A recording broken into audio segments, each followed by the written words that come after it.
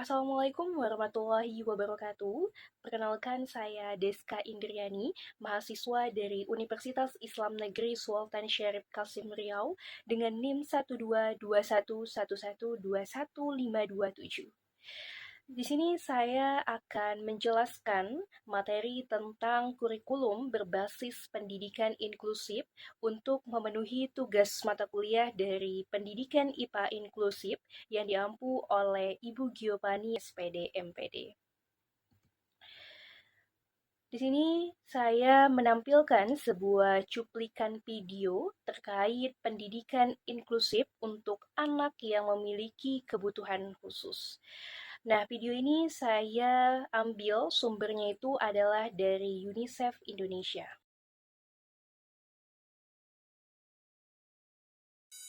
Aku nggak suka belajar sambil duduk. Aku suka jalan-jalan, tapi aku suka belajar. Kaki pusing, lebih asik menggambar. Setiap anak berhak memperoleh pendidikan tanpa perbedaan, termasuk anak dengan disabilitas. Aku tutup kuping, bukan nggak mau dengar sama bu guru, karena aku nggak tahan dengar soal teman-teman yang ribut. Aku kurang suka pelajaran matematika, aku lebih suka membaca sama main basket. Bu Guru, aku nggak bisa melihat, tapi aku tetap ingin belajar. Di sekolah inklusif, kami para guru paham bahwa anak-anak berkebutuhan khusus mempunyai potensi untuk dikembangkan. Hanya saja cara belajar mereka yang berbeda. Perbedaan dalam proses belajar bukan halangan untuk mengembangkan potensi. Sekolah inklusif, sekolah untuk semua anak.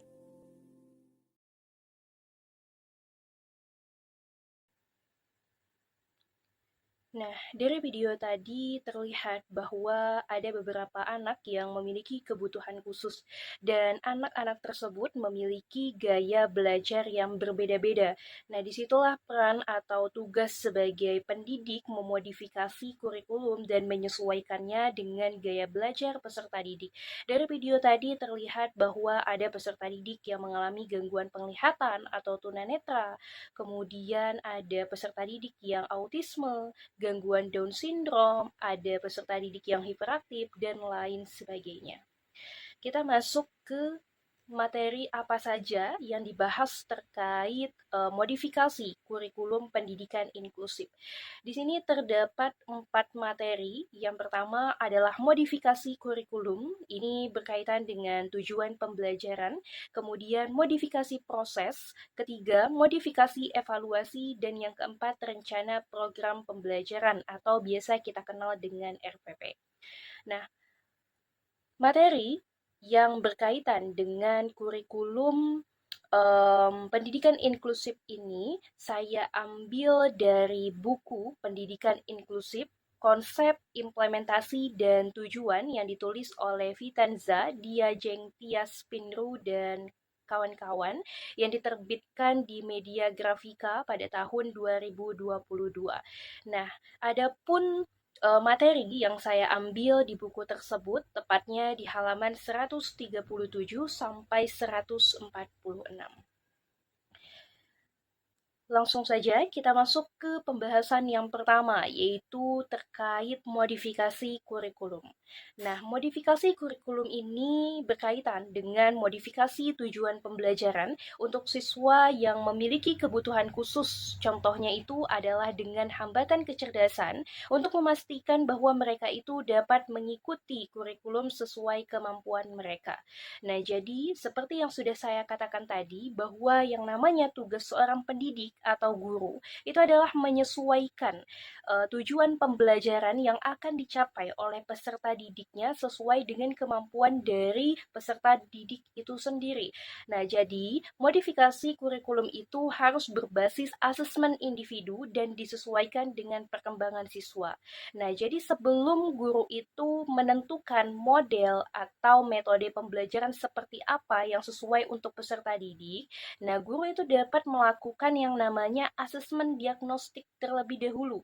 Jadi asesmen diagnostik itu adalah asesmen atau penilaian untuk mengukur kemampuan awal dari peserta didik itu sendiri.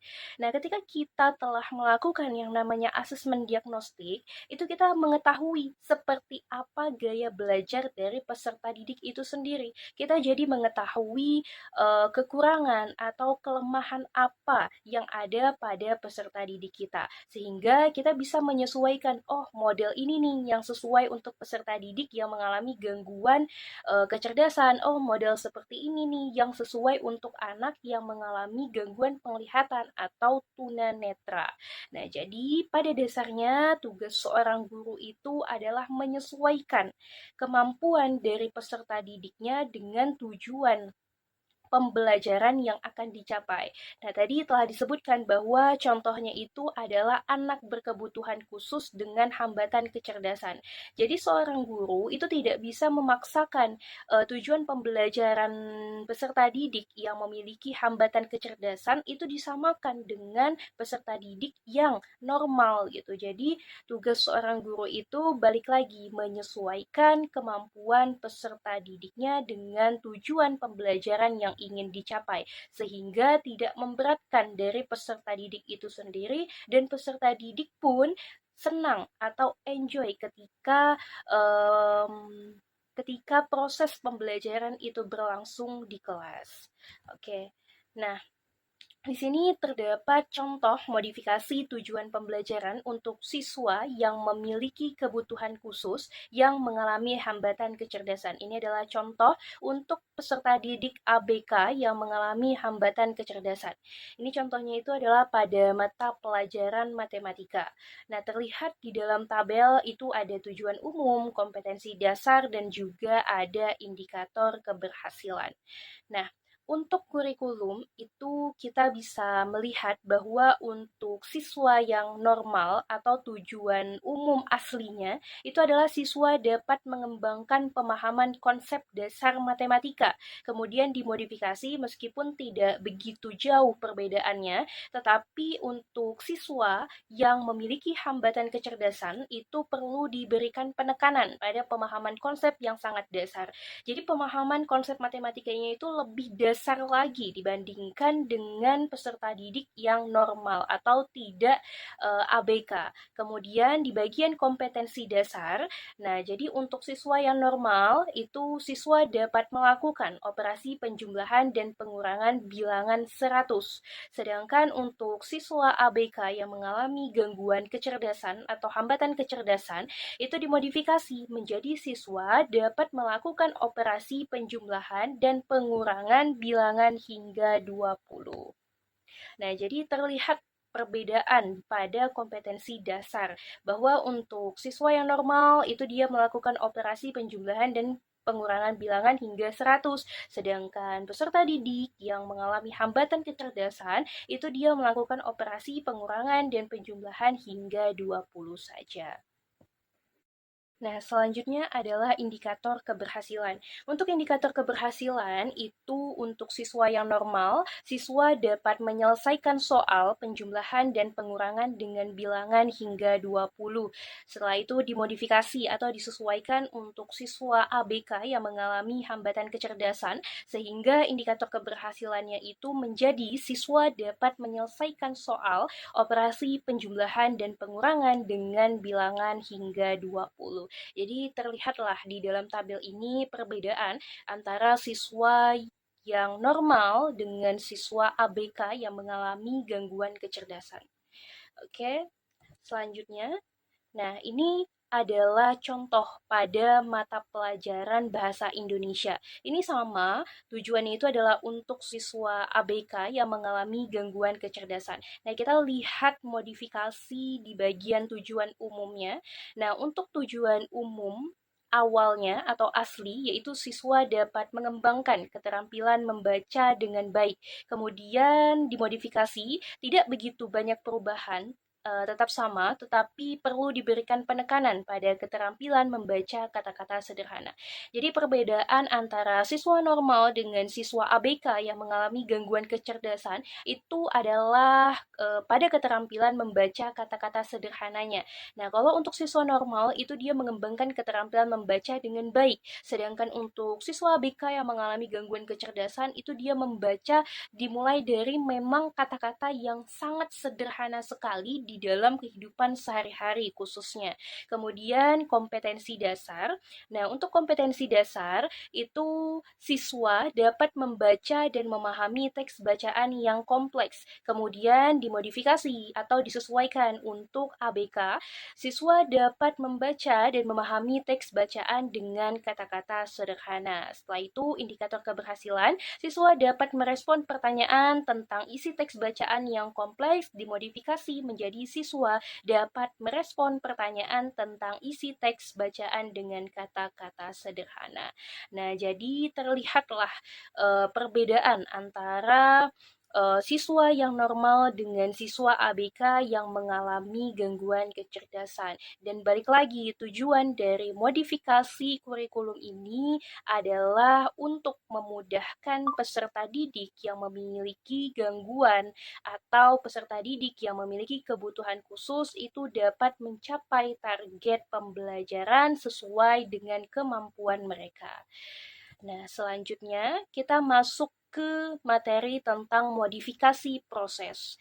Jadi, modifikasi proses pembelajaran ini merupakan langkah penting dalam mendukung anak yang berkebutuhan khusus agar dapat mengikuti pembelajaran dengan efektif.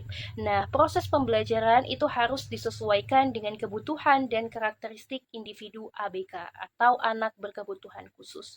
Jadi, modifikasi proses ini lebih memperhatikan bagaimana atau model pembelajaran apa yang diterapkan oleh guru. Misalkan, guru menggunakan model pembelajaran discovery learning. Nah, guru itu harus mempertimbangkan apakah model pembelajaran discovery learning itu sesuai untuk siswa yang memiliki hambatan kecerdasan atau sesuai tidak untuk siswa yang mengalami gangguan pendengaran ataupun penglihatan, dan guru harus mempertimbangkan hal itu agar pembelajaran itu bisa menyenangkan dan sesuai untuk peserta didik tersebut. Nah, contoh modifikasi proses pembelajaran untuk siswa yang memiliki kebutuhan khusus itu pastinya tidak terlepas dari yang namanya modifikasi pengaturan waktu. Jadi, siswa ABK itu mungkin memerlukan waktu lebih lama untuk menyelesaikan tugas atau aktivitas pembelajaran. Nah, jadi guru itu dapat memberikan waktu tambahan kepada siswa ABK dalam menyelesaikan tugas.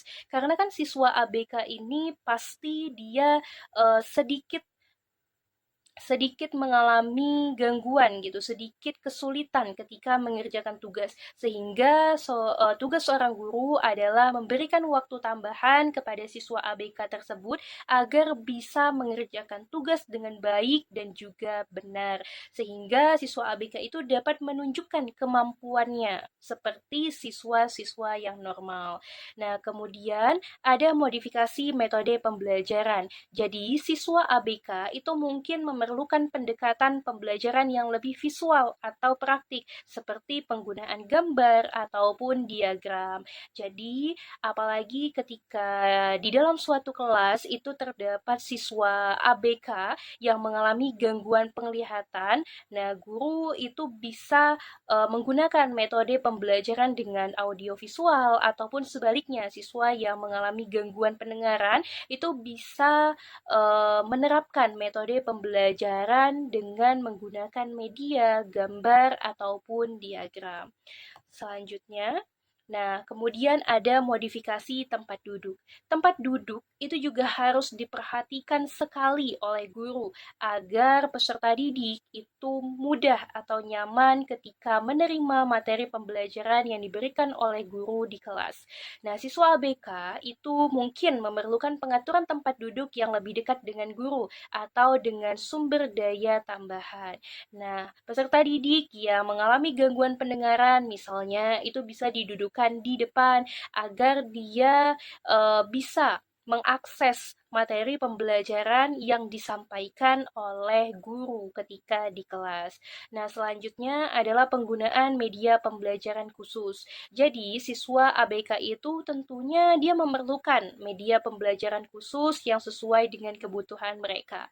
Nah, sedangkan siswa normal saja itu membutuhkan media pembelajaran tentunya kan agar pembelajaran di kelas itu lebih menyenangkan dan tidak membosankan. Begitu juga dengan siswa atau peserta didik ABK tentunya memerlukan media pembelajaran khusus agar memudahkan mereka ketika memahami suatu materi pembelajaran yang disampaikan oleh guru ketika di kelas. Kemudian modifikasi bahan ajar. Nah, siswa ABK itu memerlukan bahan pembelajaran yang lebih sederhana atau disederhanakan. Kebanyakan buku yang ada sekarang itu kan buku memang untuk peserta didik yang normal atau siswa yang normal. Nah, guru bisa membuat bahan pembelajaran yang lebih sederhana lagi, yang lebih disesuaikan lagi dengan kebutuhan siswa ABK. Oke, selanjutnya, nah ini adalah modifikasi evaluasi. Jadi, modifikasi evaluasi ini adalah salah satu hal yang penting untuk memastikan bahwa siswa berkebutuhan khusus itu memiliki kesempatan yang adil untuk menunjukkan kemampuan mereka. Dalam konteks evaluasi, siswa berkebutuhan khusus itu terdapat 7 aspek yang perlu dipertimbangkan, di mana tujuan modifikasi evaluasi itu adalah untuk memastikan bahwa evaluasi yang dilakukan itu mampu mendukung perkembangan mereka dan memberikan gambaran yang akurat tentang kemampuan mereka dalam konteks pembelajaran yang inklusif. Jadi modifikasi evaluasi ini juga perlu diperhatikan oleh guru. Selain guru itu harus mampu memodifikasi yang namanya kurikulum berkaitan dengan tujuan pembelajaran, kemudian proses pembelajaran, dan evaluasi itu juga perlu dimodifikasi atau disesuaikan dengan kebutuhan dari peserta didik. Tujuannya adalah agar peserta didik yang mengalami gangguan atau peserta didik ABK tersebut bisa menunjukkan performa atau bisa menunjukkan kemampuan terbaik dari dirinya sehingga mereka bisa memperlihatkan bahwa saya bisa juga seperti siswa normal lainnya. Nah, adapun beberapa aspek yang telah disebutkan tadi, yang pertama adalah berkaitan dengan pengembangan instrumen evaluasi. Jadi, guru itu dapat mengubah format tes, memberikan pilihan soal, atau menyediakan alat bantu seperti perangkat lunak pembaca teks untuk siswa dengan hambatan penglihatan. Nah, jadi siswa itu dapat mengerjakan soal sesuai dengan kemampuan mereka. Dan tugas seorang guru adalah mengembangkan instrumen evaluasi sesuai dengan kemampuan dari siswa atau peserta didik tersebut. Kemudian cara pelaksanaan evaluasi. Nah, proses pelaksanaan evaluasi itu juga perlu dimodifikasi sesuai dengan kebutuhan siswa ABK. Misalnya bagi siswa dengan hambatan motorik itu diperlukan bantuan atau modifikasi dalam mengisi lembar jawaban ujian. Jadi cara pelaksanaan evaluasi itu juga perlu diperhatikan sekali oleh guru agar balik lagi peserta didik itu dapat menunjukkan kemampuan yang ada di dalam dirinya. Selanjutnya adalah penentuan keberhasilan. Jadi penentuan keberhasilan atau kriteria penilaian itu harus adil. Misalnya jika seseorang siswa tidak dapat menulis dengan tangan karena hambatan motorik, maka penilaian tulisan tangan mungkin tidak relevan.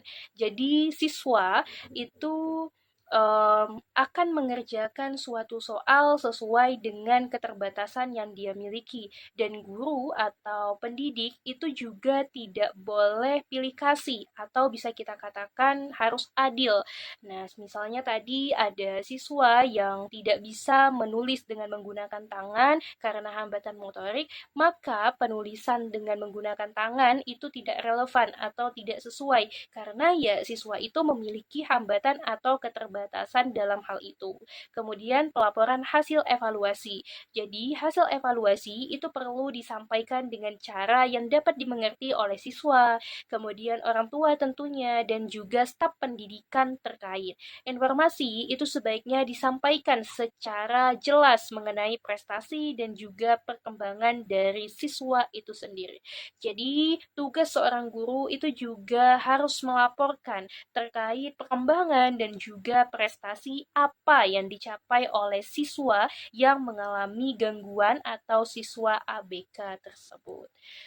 Nah, selanjutnya adalah fleksibilitas dalam waktu. Jadi, guru itu juga harus memberikan fleksibilitas dalam waktu bagi siswa ABK yang mungkin memerlukan lebih banyak waktu untuk menyelesaikan atau menyelesaikan ujian atau tugas tertentu. Jadi, guru itu mungkin bisa memperbanyak waktu pengerjaan soal ujian untuk siswa yang mengalami gangguan atau siswa yang mengalami hambatan atau siswa ABK, dan balik lagi itu disesuaikan dengan keterbatasan atau kemampuan dari siswa ABK tersebut. Selanjutnya adalah penilaian formatif. Nah, selain penilaian sumatif, yaitu di bagian akhir setelah guru selesai menyampaikan semua pembelajaran, nah guru itu perlu juga yang namanya melakukan penilaian formatif, di mana ini bertujuan untuk memberikan umpan balik berkelanjutan kepada siswa dan guru. Jadi tujuan dari penilaian formatif ini adalah untuk mengetahui umpan balik atau feedback yang diberikan ketika guru menyampaikan materi, apakah siswa itu paham atau tidak. Nah, inilah tujuan dari penilaian formatif yang dilakukan setiap pertemuan setelah guru menyampaikan materi pembelajaran. Kemudian melibatkan orang tua dan juga ahli. Nah, dalam proses evaluasi melibatkan orang tua, siswa, dan ahli pendidikan khusus itu sangat penting sekali. Kenapa? Yaitu untuk memberikan wawasan dan panduan yang dapat membantu dan merancang evaluasi yang sesuai. Jadi, melibatkan orang tua dan ahli pendidikan itu sangat penting sekali dalam proses evaluasi atau penilaian. Nah, selanjutnya ini adalah materi yang terakhir berkaitan dengan rencana program pembelajaran atau biasa kita kenal dengan istilah RPP. Jadi, RPP ini adalah dokumen yang penting dalam pembelajaran atau dalam dunia pendidikan yang digunakan oleh guru untuk merencanakan dan mengorganisir proses pembelajaran dalam kelas. Nah, dalam konteks pembelajaran inklusif bagi anak berkebutuhan khusus atau ABK, RPP itu perlu diadaptasi agar sesuai dengan kebutuhan dan kemampuan siswa ABK. Jadi, guru itu dalam membuat RPP harus benar-benar memperhatikan sekali apakah indikator ketercapaian dalam pembelajaran tersebut sesuai untuk anak yang berkebutuhan khusus atau tidak. Jika sesuai, maka guru dapat menerapkannya di dalam kelas. Jika tidak, maka perlu yang namanya pemodifikasian agar siswa yang mengalami hambatan atau siswa ABK itu juga dapat mengikuti pembelajaran sesuai dengan kemampuan mereka tanpa adanya penekanan, oh aku harus seperti siswa normal, aku harus mencapai seperti ini. Jadi istilahnya itu tidak memberatkan dari siswa ABK itu sendiri. Nah, ini adalah contoh dari rancangan program pembelajaran untuk anak yang memiliki kebutuhan khusus. Di sini ada untuk siswa reguler dan juga siswa berkebutuhan khusus. Terdapat beberapa perbedaan yang terlihat yaitu di bagian elaborasi dan juga bagian penutup. Nah, untuk siswa reguler itu siswa melakukan praktikum rangkaian seri dan juga paralel, sedangkan untuk siswa yang berkebutuhan khusus yaitu hanya menonton praktikum terkait rangkaian seri dan paralel melalui video. Kemudian di bagian penutup itu untuk siswa reguler memberikan umpan balik terhadap materi dan juga hasil pembelajaran. Sedangkan untuk siswa yang berkebutuhan khusus itu hanya diberikan penguatan tanpa adanya umpan balik atau feedback. Nah, jadi terlihatlah ya beberapa perbedaan antara siswa reguler dan juga siswa yang berkebutuhan khusus dari RPP yang saya ambil sumbernya itu dari Sekolah SMP Negeri 1 Tulang. Nah, sekian presentasi saya terkait modifikasi kurikulum pendidikan inklusif. Jadi, yang namanya peserta didik, baik itu reguler maupun peserta didik berkebutuhan khusus, semuanya berhak mendapatkan pendidikan yang setara dan juga sama. Dan bahkan itu sudah diatur di dalam Undang-Undang Republik Indonesia terkait hak setiap anak untuk mendapatkan pendidikan atau mengenyam pendidikan yang sama. Jadi tugas seorang guru itu adalah memfasilitasi atau membantu siswa tersebut dalam mengikuti pembelajaran, dan guru tugasnya adalah untuk menyesuaikan atau memodifikasi baik itu kurikulum, kemudian proses pembelajaran, evaluasi, dan juga merancang program pembelajaran untuk siswa ABK sehingga mereka itu tidak merasa ketertinggalan, sehingga mereka itu merasa nyaman ketika mengikuti pembelajaran di kelas. Jadi yang namanya pembelajaran itu tidak ada dibeda-bedakan, dan guru juga harus bersifat adil tanpa adanya timpang sebelah. Mentang-mentang siswa ini normal, gurunya lebih condong ke siswa normal, sedangkan siswa ABK-nya diabaikan. Tidak seperti itu. Guru yang baik adalah guru yang bersifat adil kepada semua siswa atau peserta didiknya.